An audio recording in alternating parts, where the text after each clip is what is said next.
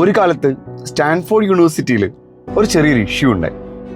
എങ്ങനെ അവിടുത്തെ ഒരു കമ്പ്യൂട്ടർ നെറ്റ്വർക്കുകൾ തമ്മിൽ കമ്മ്യൂണിക്കേറ്റ് ചെയ്യുന്നതിൽ ഒരു എറർ അല്ല, കമ്മ്യൂണിക്കേറ്റ് ചെയ്യാൻ സാധിക്കുന്നില്ല എന്ന് തന്നെ പറയണം. ആ കാലത്ത് കമ്പ്യൂട്ടർ നെറ്റ്വർക്കുകൾ തമ്മിൽ ബന്ധിപ്പിക്കാൻ ഒരു മികച്ച മാർഗമില്ലായിരുന്നുള്ളതായിരുന്നു പ്രധാന പ്രശ്നം.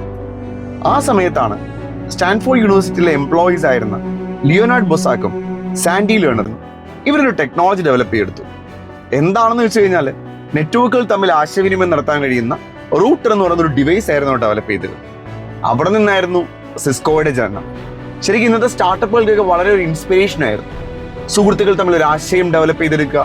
അന്ന് അവരുടെ കയ്യിൽ പണമില്ലായിരുന്നു, ഓഫീസിലായിരുന്നു, അവരെ അംഗീകരിക്കാൻ ആളുകളില്ലായിരുന്നു, അവരെ സപ്പോർട്ട് ചെയ്യാൻ ആരുമില്ലായിരുന്നു. പക്ഷെ ഇന്ന് എന്താണ് സിസ്കോ? ഇന്ന് ലോകത്തിലെ നെറ്റ്വർക്കിങ്ങിന്റെ ടെക്നോളജീസിന്റെ അൾട്ടിമേറ്റ് വേർഡാണ് സിസ്കോ. സിസ്കോ എവിടെ വരെ വളർന്നു?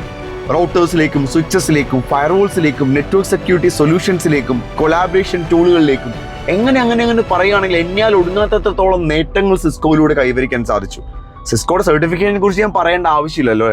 അടുത്ത വീഡിയോയിൽ നമ്മൾ ചെയ്യാൻ പോകുന്നത് എന്തൊക്കെയാണ് സിസ്കോയുടെ ലോക പ്രശസ്തമായ, ലോകത്തിൽ തന്നെ ഏറ്റവും നിലവാരമുള്ള സിസ്കോയുടെ സർട്ടിഫിക്കേഷനുകളെ കുറിച്ചാണ്.